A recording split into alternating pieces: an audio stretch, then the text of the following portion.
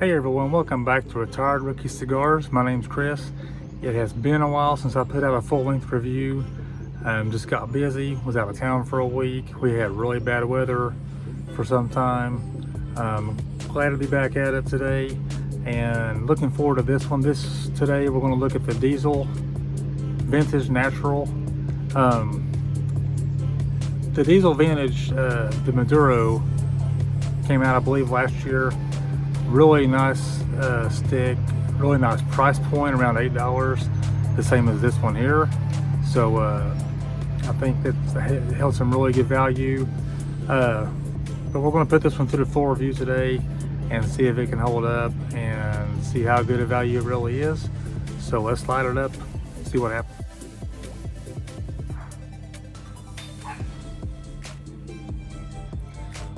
Okay, so as I'm into the first third on this, do have a little bit of a wavy burn.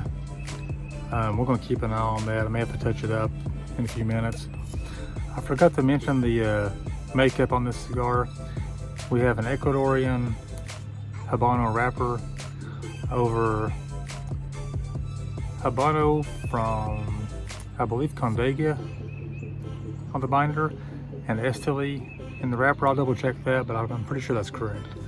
But tasting wise, one thing that stands out is the pepper and spice combination on the retro and the roof of the mouth.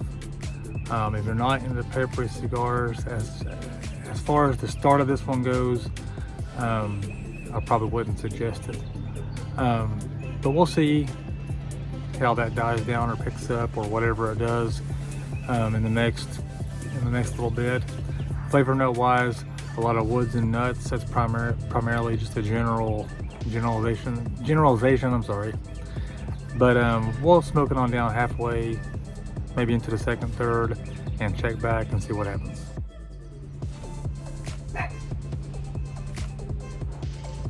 Okay, so I lied.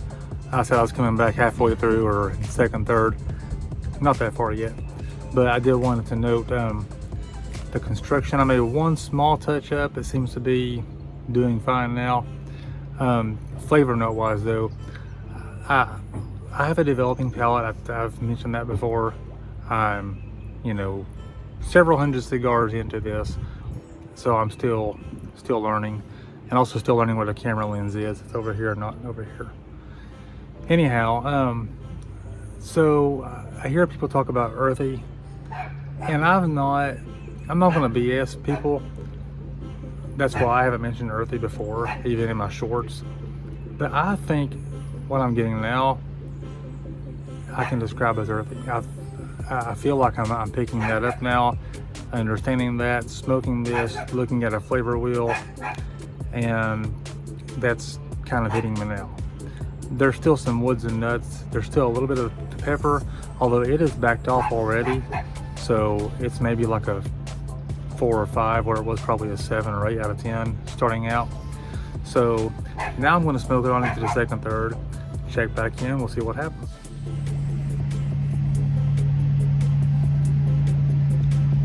As you can see, I'm into the second third. A little bit of a burn wave there, but it's starting to correct itself.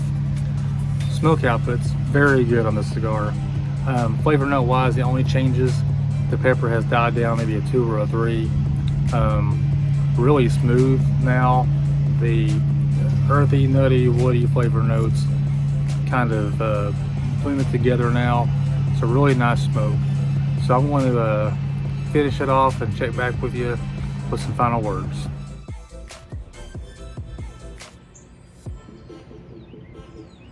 You can see I'm finishing up here, and some more burn issues. The last one had to be touched up a little bit, so that's a little knock on the construction.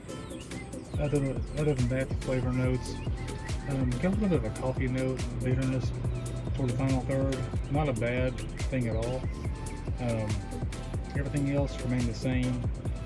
Pepper really light, so I don't think if you don't like pepper, you wouldn't be scared off except for the first little bit of this cigar. The overall construction, I would rate this a 7 out of 10.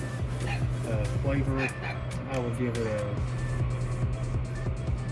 8 out of 10 on the flavor. Overall value, 8 out of 10. It's $8. You won't find many better except for some Patel's cigars.